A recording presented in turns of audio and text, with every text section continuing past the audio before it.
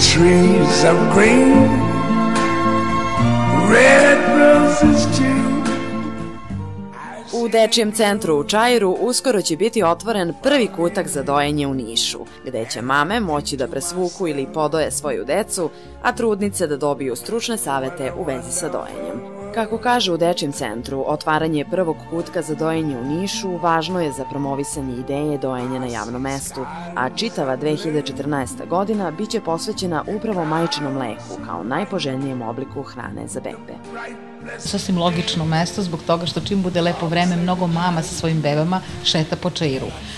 Pošto je činjenica da je nekim od njih neprijatno da doje svoju decu, svoje bebe na klupama u parku, što zbog toga što klupe možda nisu baš tako savršeno udobne, što zbog toga što poneki prolaznici znaju da dobace poglede koji nisu baš uvek predusretljivi i prijatni, mi smo se dogovorili sa mamama, sa grupom Moja podrška dojenju, da u holu Dečijeg centra u Čairu napravimo jedan kutak koji će im služiti upravo za tu namenu.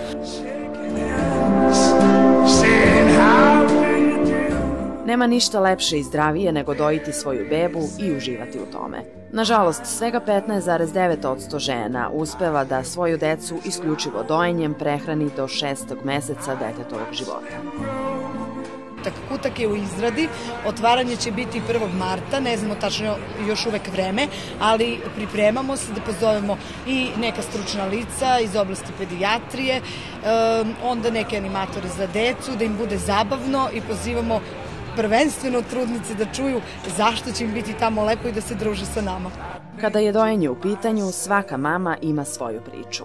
Dok jednima dojenje od prvog dana ide bez problema, druge muku muče sa mastitisima, raznim zdravstvenim problemima ili tvrde kako nemaju mleka.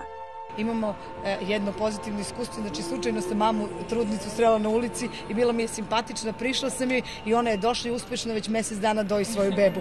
Nije posustala, ali samo treba mama da bude zainteresovana i rešena da doji svoju bebu i nema problema. Mislim da ne treba mnogo sredstava da bi bilo veoma korisno za nas grad, da takve mesta postoje i u parkovima, klupe ili kao letnikovci mali, da će biti obeleženo da je to mesto baš za mame dojilje i njihov prostor, mada svakako može da sedne kogod želi.